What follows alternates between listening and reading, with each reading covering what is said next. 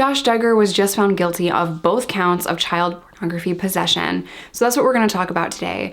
If you guys are new here, my name is Jess. I am a person in long-term recovery who has served time in prison in the state of Arkansas.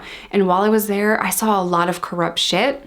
I saw a lot of inconsistencies in sentencing, and we're going to talk about all of that today. I filmed this video talking about Josh Duggar, and I promised you guys that I would update you when he went to trial, and that moment is here. If you want to follow me on any other social media platform, TikTok, Instagram, Patreon, it's $2. It's only ever going to be $2. All of that is linked down below, as well as my vlog channel and my podcast. That is always in the description box of all of my videos. I'm sorry that I'm not in a very sprightly mood, but this fucking creep really pisses me off, so I kind of just want to kick this thing off today.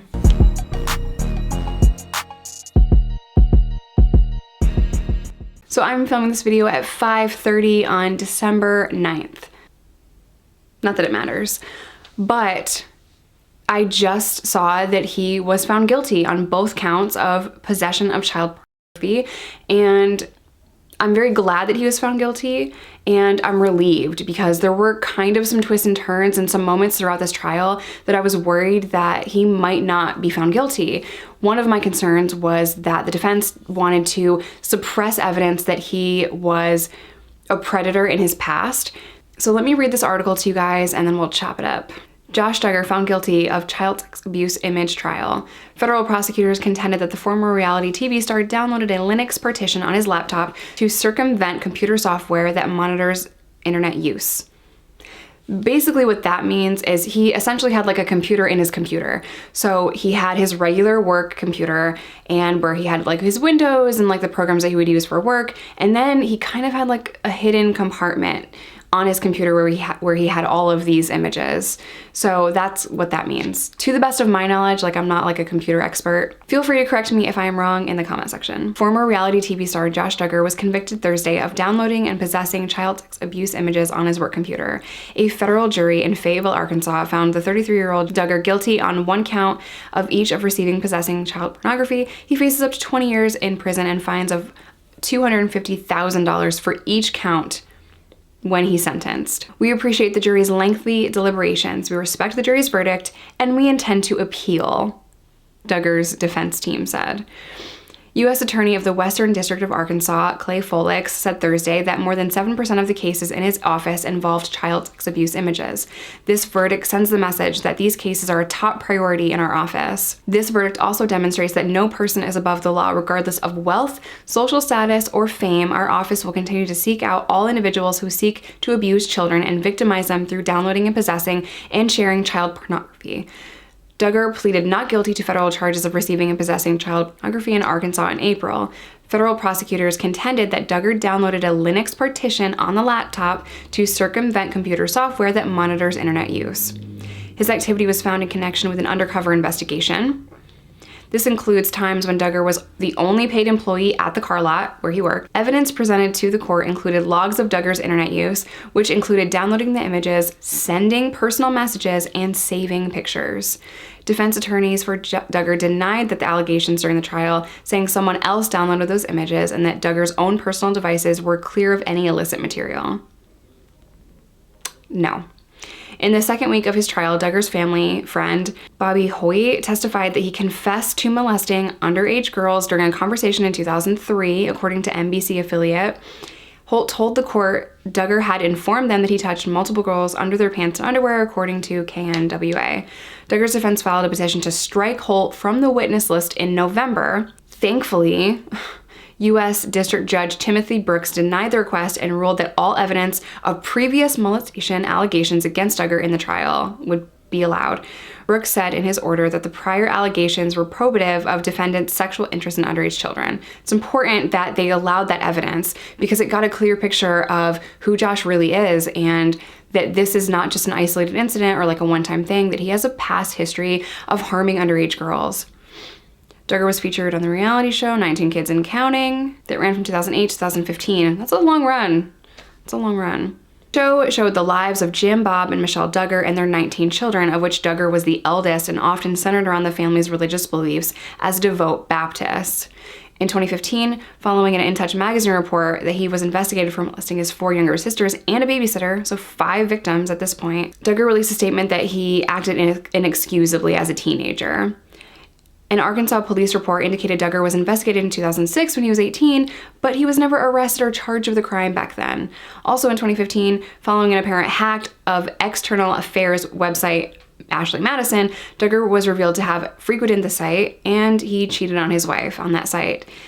He made a statement saying that he was so ashamed of his double life and he checked himself into rehab. Okay, so let's talk about that. This shows a clear pattern of a predator. First, as a teenager and then young adult, we have evidence of him being a predator. And it just gets worse over time. Duggar also has many children. His wife Anna is pregnant right now with their 7th, I believe. First and foremost, let's talk about his charges, and then I want to talk about his wife and what I think is going on there. First of all, the feds have a 98% conviction rate. If the feds arrest you, you are going to prison. Period. Like, it's just known that they have all the evidence they need to convict you. The feds don't arrest you until they can convict you. So I'm surprised that he didn't take a plea. Most people get intimidated or scared, especially if they're guilty. Bear in mind that innocent people also get scared into signing plea agreements, and it is estimated that over 10,000 people a year are wrongfully convicted because they're intimidated and they take plea agreements of guilty when they're not necessarily guilty. Back to Josh, I'm surprised that his lawyers didn't push for a plea because the evidence is all there. Now, during the trial, there was a really important component to Josh's computer where he used the same password on his computer and in his computer. I know that doesn't make sense. He used the same password on his computer at work and the internal files as he used for like other things like his bank account and his Instagram. He had the same password, which is like a personal like name or something with the year he was born. So how are you going to say that someone else had access to your files or it was a hacker?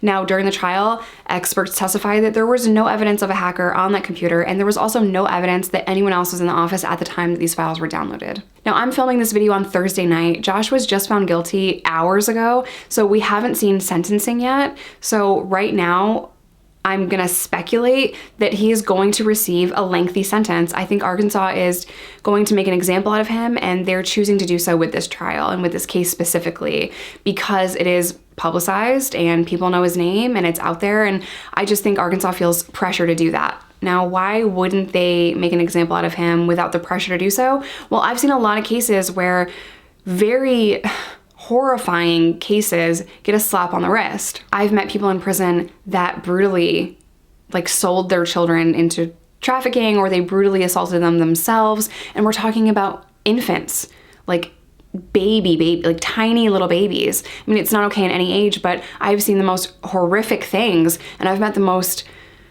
terrible people, and they get 6 years, 7 years, and then they get out because they have no criminal history. And that's what makes me crazy, is that these dangerous predators will get a slap on the wrist and they get put back out on the street, but people with non-violent drug crimes get life in prison. I know people serving 20 years for weed charges. So the inconsistencies make me crazy. Specifically in Arkansas, their inconsistencies are insane. We have better luck right now because we're talking specifically about a federal case. So I think Josh is gonna get anywhere from 10 to 20 years. I hope. That is my hope. I am nervous because his points are really low, meaning that he has no criminal history, and the feds go off of a point system. In state prison, I saw a chaplain in the prison that I was in raping multiple women for years get the same sentence as me for drug crimes. He got 5 years. Chaplain Kenneth DeWitt in McPherson, Arkansas got 5 years for raping inmates on a daily basis and on a weekly schedule for years. And he got 5 years for that. Well, so the fuck did I. How is that okay? How is that fair? It's not. Now, why am I bringing that up in this video? It's because victims of sexual assault, when they report their crimes and these predators are released back out on the street after a few short years, or they get probation, what message does that send? What justice does that do? Obviously, nothing is going to undo the trauma that they have just experienced, but what the fuck? We have to send a clear message in this country that if you rape somebody, you possess child pornography, or you sexually assault somebody, you are going to be put in prison for a very long time. Probation should be off the fucking table when we're talking about chomos, child pornography, rape, sexual assault. Probation should be off of the freaking options list. So I don't think Josh is just gonna get probation. I think he is going to serve prison time, and I would be very disappointed if he only got 2 or 3 years. Now, like I said, when I'm filming this video, it's Thursday night, so if he was sentenced, I'll pin it in the comments and do a follow-up video. But man, I'm glad that he was found guilty. Let's talk about his wife, who has stuck by him this entire time, because part of me wants to be like, bitch, protect these babies. You have babies. You have 6 babies and 1 on the way. Like, you're very pregnant with baby number 7. You need to protect those babies. He should be nowhere near them. But the other part of me thinks that she is so brainwashed and so manipulated and so isolated that she doesn't even really know what's going on. Now, why would I say that? Well, all of these kids are homeschooled, and I'm not really sure how much access his wife, Anna, has to social media or to the news. And when we're dealing with a predator who has abused multiple people in his life, I would not be surprised if he was kind of trying his best to shield her from information. I would not be surprised if he has brainwashed her and manipulated her, and she just is in this fairy tale world where she thinks her husband is innocent, which is absolutely insane to me because he admitted to molesting his own sisters. He was found guilty of cheating on his wife through Ashley Madison. So why is she standing by him and saying that he's innocent now? Is it just to put on a brave front, or does she really believe this? Is she just being manipulated, or is she so out of touch with reality that she doesn't really know what's going on? Either way, I don't think that he should ever be allowed around his kids. I understand that it is a very harsh thing to say, keep a man from his kids, and I wouldn't say it lightly, but this is a man that has molested members of his own family before. So who's to say those kids are safe now? Just because the court ordered that Anna had to be around Josh at all times in front of the kids, that doesn't mean anything. Because Josh has been around Anna and the kids this entire time, and he's still possessing child pornography. Like, I think saying that Josh can be around the kids at all does them a disservice, and it puts them in danger, and I don't think it's okay. I don't think that he should be allowed near his children, ever. Not without, at the very least, a court-ordered supervisor, a professional, to supervise these visits that Josh has with his kids and to not allow him any alone time. And I'm sorry, but when he's with Anna, that's alone time, because who really knows what's going on? Who really knows the dynamic behind closed doors of what is going on between Anna and Josh's relationship? Is she just this innocent, like, blind, manipulated victim? Or does she play a role in this? I can't help but to think like there's something else going on here, and I'm so scared for those kids. I said in my last video that I lived in Fayetteville, Arkansas. I lived right there. I lived in the same area. We would frequent the same restaurants, the Duggar family and my family. And you know, there was a time where I was going to a restaurant and they had just left, and it was just the buzz of the restaurant. They're very well known in Northwest Arkansas and obviously around the world because of the reality show. And it just makes me sick that they were put on this pedestal in the community, and yet no one was making them protect these babies. Josh admitted as a kid that he had a problem and he was hurting his siblings. And I don't think that Michelle and Jim Bob Duggar handled that appropriately, because he was still very much a part of their family dynamic in their lives. I don't think they protected their daughters enough, and that's hard to say as a parent. I don't want to shame any parent out there. I have no idea how I would handle the situation, but at the end of the day, there's not a chance in hell I would let any person around my daughters that was hurting them and that had hurt them in the past. There's not a chance in hell. You guys hear me talk all the time about prison reform, and we need to change our prison system, and we need to incarcerate less people. What I think I don't say enough is prison is for dangerous predators. If you're a danger to society, you should be placed in prison. If you're an addict that needs help and treatment for an addiction, you shouldn't be in prison. Prison is designed for people like Josh Duggar. He belongs there. He needs to go there. His prison time, assuming that he gets prison time, is going to be in isolation, most likely. He's going to be kept in PC because, as I just mentioned, he is a celebrity. Ew. He's well known. It's a household name. People know who he is. He's probably going to have to be protected because the men in prison are watching this trial too. They know what's going on. I assume if all goes well and Josh is sentenced to federal prison, they're not going to keep him in Arkansas. They're going to transfer him all around because that's what the feds do. So he's not going to be in one spot. He's going to be kind of moved all around. So it'd be interesting to see what prison he goes to and to see where he's doing his time. Federal inmates are watching this trial, and federal inmates and state inmates always know when high-level and high-profile inmates are coming in, and they know their case, they know their charges, and it's important to put them in PC. It's not let him in GB. Anyway, they know what's coming. They know that he's coming, and I will keep you guys up to date on this.